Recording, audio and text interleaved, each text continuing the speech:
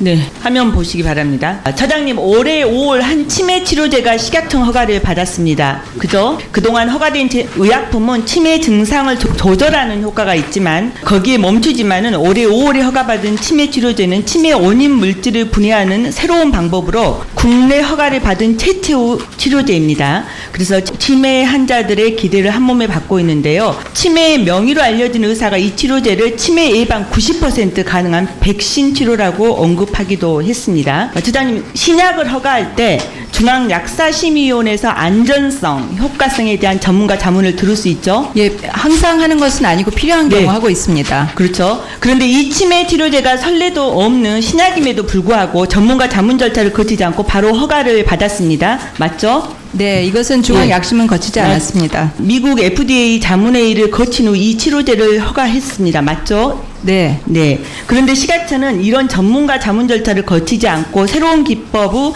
치료제를 허가해 준 것입니다. 맞죠? 이것도? 중앙약심은 개최하지 않았습니다. 네. 처장님, 세상에 어떤 의약품도 부작용이 제로인 것은 단 하나도 없습니다. 그렇죠? 네. 예. 근데 문제는 이 혁신적인 치매 치료제라 역시 치명적인 부작용이 있다고 하는 것입니다. 일명 아리아라고 불리는 치료제의 부작용은 치매 원인 물질을 분해하는 과정에서 혈관벽을 손상시켜서 뇌부종, 뇌출혈, 창난, 경련을 일으키는 것입니다. 이 치료제를 투여한 임상에 참가했던 3명의 환자가 뇌출혈로 사망했다고는 언론 보도도 있었습니다. 지난 7월 29일 유럽의약품청에서는 치료 효과가 부작용보다 크지 않다고 판단해서 허가를 보류했습니다.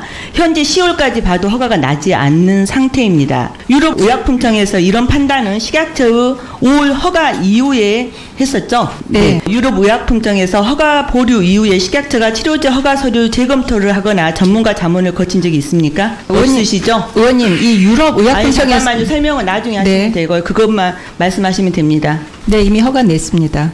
전문가 자문을 다시 거친 적 없으시죠? 네. 예, 좋습니다. 제가 봤을 때 무엇이 그렇게 급해서 전문가의 자문도 거치지 않고 성급한 허가를 내준 치료제를 인해서 이런 치료제에 의해서 이득을 보는 사람이 있다면 굉장히 심각한 문제이겠죠. 자, 이 치료제는 치매 원인 물질을 제거하는 표적 치료제이고 부작용 발생 상황을 지속적으로 확인해야 됩니다. 주기적으로 고가의 특정 진단 검사를 받아야 하기도 합니다. 실제 주식 투자자들 사이에서 이 치매 치료제 허가로 진단 검사 생태계가 열린다는 이야기가 해제되고 있기도 합니다. 종합해서 말씀드리겠습니다. 치명적인 부작용이 예견되는 신약이 개발됐는데 식약처는 전문가들의 자문도 없이 허가를 했습니다. 반면에 미국과 유럽은 자문을 거쳤습니다.